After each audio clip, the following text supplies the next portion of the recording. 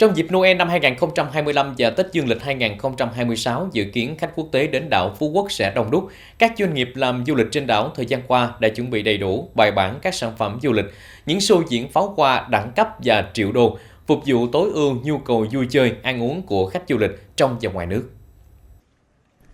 Mấy ngày qua, các điểm vui chơi nổi tiếng ở Phú Quốc đã nhộn nhịp khách quốc tế đến vui chơi, ăn uống và xem show triệu đô, bắn pháo hoa rực sáng trong đêm. Các phân khúc khách sạn 4 đến 5 sao ở Phú Quốc đều được du khách đặt để lưu trú và nghỉ dưỡng.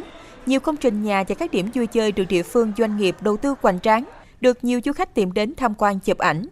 Ông Nguyễn Vũ Khắc Quy, Chủ tịch Hiệp hội Du lịch An Giang cho biết, các doanh nghiệp làm du lịch ở Phú Quốc đã nâng cấp dịch vụ, đào tạo nguồn nhân lực để sẵn sàng chào đón lượng lớn khách quốc tế.